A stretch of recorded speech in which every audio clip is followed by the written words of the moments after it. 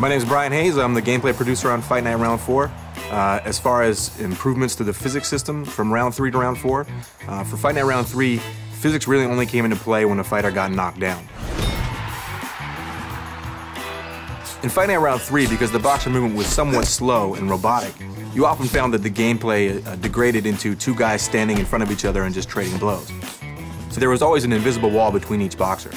They would never allow the boxers to get very close together because there'd be excessive clipping of arms passing through heads and bodies and torsos. With the new physics-based gameplay engine of Fight Night Round 4, we can let those guys get really up close and personal, so they can really stand head-to-head and exchange blows at close range.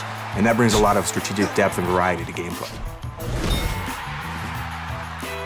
One of the big things for Fight Night Round 3 was the strength of each punch was determined by how far you wound back the analog stick. It was really a game about hit or miss. There were no glancing blows. It was a game of feet rather than a game of inches or millimeters. The difference of an inch or a millimeter makes all the difference in the world in the real sport and in our game. With the physics-based gameplay engine in Fight Round 4, the strength of each punch is determined by how it hits the target.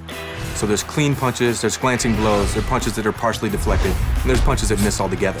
Definitely a big focus for us has been the speed of combination punching. In Fight Night Round 3, the combinations were sometimes a little bit slow, a little bit unresponsive. So we've really been focused on giving the user the ability to throw combinations like an elite championship level boxer. Boxing is a sport about hitting and not getting hit. Not hitting and standing in front of your opponent and trying to swat his punch out of the air so you can paralyze him for 2 seconds.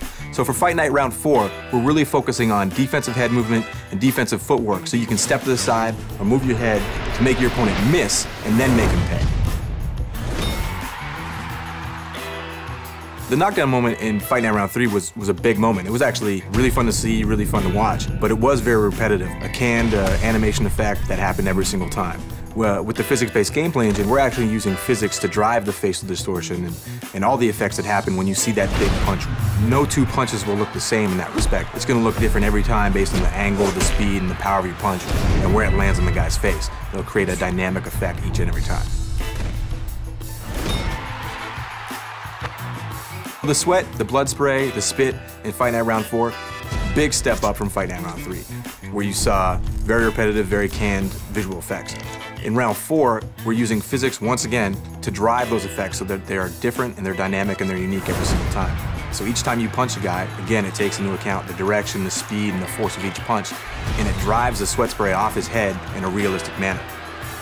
So taking everything together, what we're really trying to deliver is the most realistic simulation of the sport of boxing ever in a video game. In Fight Night Round 3, you saw a very scripted, very repetitive experience where people stood in front of each other, tried to swat their punches out of the air, and counterpunch. In Fight Night Round 4, you see a much more fluid, natural game with footwork, head movement, people making each other miss and making them pay.